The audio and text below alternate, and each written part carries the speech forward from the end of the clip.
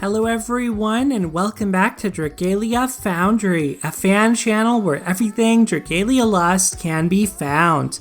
This video is going to be all about the latest story chapter in Dragalia Lost, Chapter 19 Part 1. I'm going to give my impressions and we'll play through some of the chapter quests on the hard difficulty. But before we get to that, I also briefly want to discuss in this video a preview we got of our end of month raid event featuring Vania, as well as some recent news about the next version update coming to Dragalia Lost, and a little bit more. So that's our plan for today. I'm starting with the version update and some of the other news, because I know some of you out there want to avoid story spoilers, so that will be in the later half of this video. But let's start off by clicking in here and just catching up a little bit on what's been going on. It's been a pretty quiet period in Dragalia Lost, so I haven't made a lot of videos, but a couple different things have happened over the past several days. First of all, we have our Halloween Showcase rerun that came as a surprise to me, but my recommendation on this is to skip or to summon just for the 4-star Halloween Lowen, I think. I think basically him and Mim are the units here who are actually pretty good and coveted. Mim for her unique co-ability, and Halloween Lowen just as an all-around good healer, very beginner-friendly with the HP max up and the defensive buffs. He's a really safe healer to use against Volk, for example. But over the long term, I'm not sure how crucial he really is. Eventually, you don't need him as much as your default healer in your comps against Volk, but in the future, for Curse of Nihility, some of the defensive buffs that he provides are going to be diminished, but of course the max HP should stick around, so I think he still has a solid future ahead of him. And when you think about Curse of Nihility canceling out energy, that also means that other healers like Valentine's Hildegard won't be that good. So I think that it's basically going to be the overdamage healers like Yukata Cassandra and Kuzunaha, and then Verica for her Chainco ability, and then Halloween Lowen as the max HP up healer. So I think he still has some good play and viability, but I'm not sure if it's worth going out of your way to summon on this Halloween Return Showcase. Maybe. If you don't have him, it's likely you're newer to the game, so you missed his previous banners. And if that's the case, then maybe he's all the better for you, because he is really beginner friendly. I mean, you get a lot of defense, a lot of healing, so that is pretty good. Let's move on from the showcase and talk about the version update that's coming to Dragalia Lost really quick as well. So this is version 2.7. It's coming out a couple days from now. And this one is going to tell us about suggested teams. So basically giving loadouts that other players are using to beat content, which is pretty cool. That's a nice little feature that hopefully will incentivize and encourage some players to check out the endgame who may not have checked it out already. I think that that's a nice addition, but one I'm unlikely to use. We also get some information here about stamina cost reductions, which is pretty wild. It feels like you already have a lot of content to do on a daily basis in Dragalia Lost, and I don't know how I feel about the stamina cost reduction, just because I feel like for those of us who like to min-max our stamina, all of a sudden we have all this excess stamina that we now have to do something with because quests no longer cost as much. So anyway, the chapters of the main campaign are all going to have the stamina cost reduced, as are Void Battles, Trials of the Mighty, Raid events, Facility events, Limited Time events such as Onslaught events and Defensive events, Time Attack challenges, including Void Battles, the Imperial Onslaught, and Advanced Dragon Trials, excluding the Agito Uprising within those. For recurring events, it's going to include Avenue to Power, Avenue to Fortune, Elemental Ruins, and the Event Compendium, and then Challenge Battles, Dragon Trials, Imperial Onslaught, and Advanced Dragon Trials. So basically everything through Advanced Dragon Trials in difficulty. I think this makes sense. We've seen now that on a regular basis, Advanced Dragon Trials are being included in double drops. I think that is the right approach. We're now moving into our second Sinister Dominion content, so I think that now we have two forms of endgame in Agito and Sinister Dominion that are well above in difficulty the Advanced Dragon Trials at this point. I think with the updates in version 2.0 and continued power creep basically over the past several months with dragon augments and all sorts of other stuff like extra Wormprint slots, Advanced Dragon Trials at this point are no longer really endgame content, and making them more accessible to farm for those Dracoliths, for the Fafnir statues, I think it's the right call. It's sort of about time that something like this happens. As far as the other quests, I still do those on a daily basis, so I'm not exactly sure how much cheaper they're going to be, but I guess for me what this will really translate into is more excess stamina to spend auto-battling Agito, or maybe to use on skip tickets in the campaign because you can get Draconic essences that way. Alright, so moving on from that, other changes, players will be able to use looking glasses in the treasure trade. That's pretty cool, since if you've been caught up on the game, you get a lot more of those than are needed to read castle stories. So who knows what we'll be able to trade those for.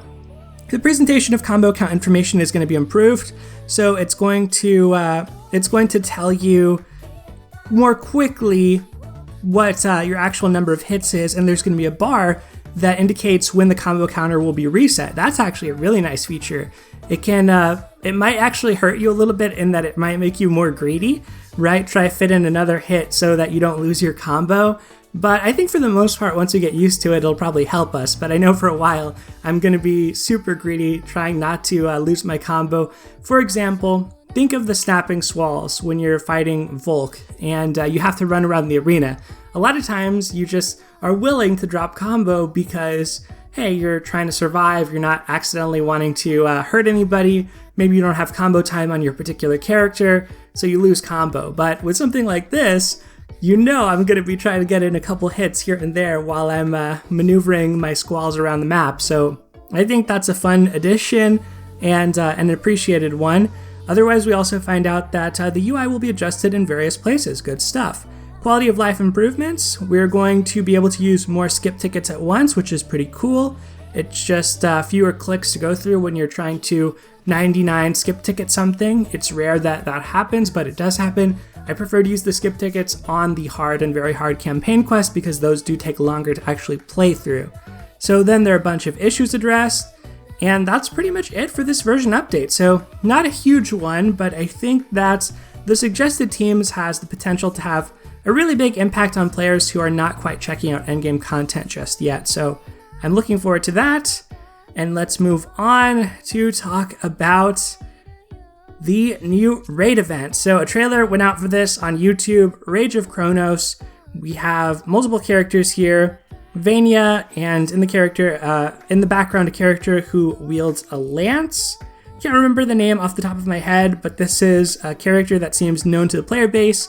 We also have Chronos making a return in this event. So our previous collab with another Cygames property, Princess Connect, we had Aether, who was a reskin of regular Chronos. It looks like the boss in this raid is going to be either a reskin or just directly Chronos Nyx, because it seems like Chronos is part of the story, although I want to say in the trailer, the image of Chronos they showed, the name on the dragon in the text box was actually Matilda. So I don't exactly know how that works. I know Matilda is a character associated with Vania, so we'll see how she works. No elemental attunement has me excited because it means that maybe this will have a lot of tier 3 orbs and rainbow orbs, so I'm looking forward to this, and it's starting pretty soon here.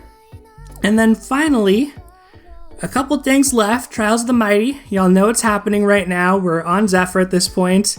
In the past, we've had Poseidon. Last week, I didn't make a new video on it after the video I made about Thor because my feelings are pretty much unchanged. You know, Thor was the hardest. Poseidon and Zephyr have been easier and easier, I feel. In Poseidon's case, Curse of Nihility did not last very long, and Zephyr almost seems cut and paste from his Void Battle incarnation. He does have some unique moves, like he has a spirally move where there's a red circle in the center and purple circles around him. He also has these purple, sort of untelegraphed little tornadoes that he sends out, or I don't know if they're purple or just targeted, but he does send those out. He doesn't even seem to use Curse of Nihility, so that's interesting.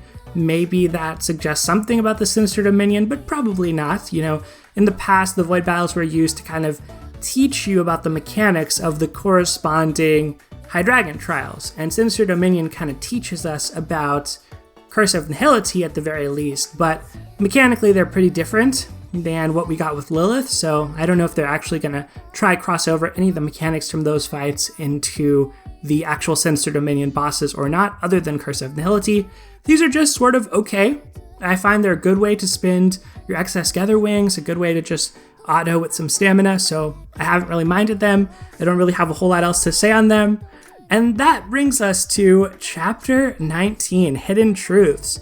So first off, if you missed this, we have more Draconic essences available, including Gaivnier and Krinier, who are really, really good water dragons. We have Haster, who's kind of bad, Kagetsuchi kind of bad, but with the event compendium, I think it's worth it as a tiny stat bump, but if you do have the excess stamina, when these are on half-cost double drops, or perhaps even now, because these appear in later chapters, so we don't know if those are going to get half-cost double drops anytime soon or not.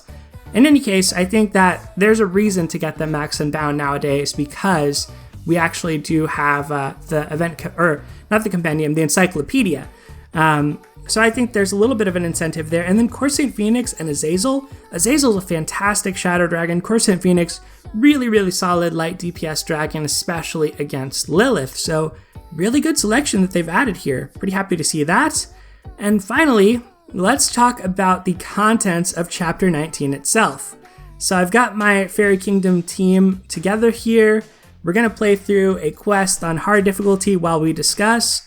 Overall, my take on this chapter is it's really, really similar to what I was expecting out of this. I think that it was a little bit less fulfilling in some ways. I was hoping for more lore on the twins' backstory. I really wanted to get some deep cuts as to their nature, but I think that the rebuttal that Laxi and Mascula had to them about them having to compare their sense of freedom to others was a pretty good character development moment for our android friends, and loving this map. Have to comment on the map. I do think it's really beautiful and well executed, so I do like that.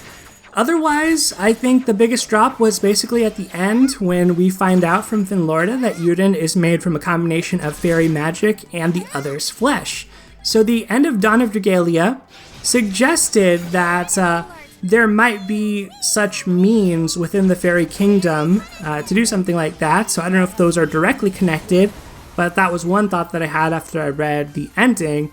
The other big part of the chapter, I think, was actually the beginning, when we get to see Valix and Zethia alongside Nedric, and Nedric meets up with Jin Lorda, the son of Finlorda, who has taken over as the ruler of the Fairy Kingdom, is actually a full size for a fairy, or I guess full size for a human-sized fairy is what I'm trying to say, and has an idea about how he wants his kingdom to change and adapt. And so Nedric almost seems a partner in his ambition and seems to be somebody that he knows well, is willing to let into the kingdom, even go up to the sacred tree with. So it seems like Jin Lorda is not exactly going to be on our side, and I'm looking forward to seeing how that pans out in part 2. I'm glad we at least got some type of tidbits at the end as to the nature of Yuden, and also some big information about Not, because I was starting to fear with the half chapter that there wasn't going to be a whole lot else to say. It just felt like it was going to cut off all of a sudden, and then we're going to have to wait for next month, but they got enough in there. It's still a little bit shorter than I would have liked, but yeah, some of that with Not was really sad. That was almost a Truman Show moment for her, where she finds out that her whole life has essentially been observed, which is really, really disturbing when you think about it. And Not being one of our favorite characters, that was very sad to see. Of course, as everybody is berating Finlorda, I guess, Chell comes in with the voice of reason and says, hey, let's at least listen to him to figure out what in the world is going on and why they've been so interested in keeping an eye on Yuden. So I loved Chell's moment there. Other than that, thinking back across the chapter, we did get, of course, our obligatory Gala Reborn Agni appearance. We all sort of knew it was coming, but his design is actually pretty cool. As shoehorned in as he may be, I think that he was a little bit less well executed than Jeanne d'Arc. At least she got to talk and say something. But Reborn Agni appeared, and it is what it is. He's going to be summonable. I honestly wouldn't be surprised if whatever mechanics the next Sinister Dominion has, or whichever one where you have to use Flame Adventures, I wouldn't be too surprised if they make it so that somehow Mars is significantly nerfed. Like, maybe every time you charge up a skill, you take 1,000 damage, so that when you unshapeshift from Mars, you take 4,000 damage, or maybe it's 2,000 damage a piece instead, so it's 8,000 and actually can knock you out. Maybe they do something like you're constantly at 49% HP, so you lose part of Mars's aura. There's a lot of ways that they could punish you for the shapeshifting and skill spam strategy of Mars. Maybe every time you use a skill you take damage, maybe skills just do reduced damage, but Mars still has a lot of strength. So I either expect Gala Reborn Agni to be very pushed, and in some ways better than the other Gala Reborn dragons, probably just through a skill or something, or I think that the mechanics of whatever new Sinister minion that we get is going to significantly punish Mars, because I think they want a way to sell and incentivize people to pull for Gala Reborn Agni. That is my opinion and my theory as of now. Maybe Mars will still be great, and he is a really good dragon, so even if there are significant drawbacks to him, I could still see him being used in all likelihood, but somehow I just feel like with how Gala Reborn John is so much better than Gala Thor for that Sinister Dominion quest, I feel like these Phase 1 Galas, Gala Cat Sith, they're all sort of going to become a little bit less relevant in the Sinister Dominion content. Just a theory, but that's all I really think about Gala Reborn Agni. And that's really all I have to say about the latest chapter as well. So I hope that you've been enjoying this slower period in Dragalia Lost. Hope you like the chapter. Let me know your thoughts on it in the comments below. Other than that, we have Time Attack going on. I have not been particularly adept at that. Was able to post a relatively fast solo time on the first day, but have just kind of slacked off and have not really played a lot more of Time Attack. It's honestly stunning to see how fast some players are able to clear. It's pretty mind-blowing, but we'll see what the final results are in a couple days from now. So once again, y'all, that is going to do it for today. Thank you as always for watching. Take care, and I'll see you next time.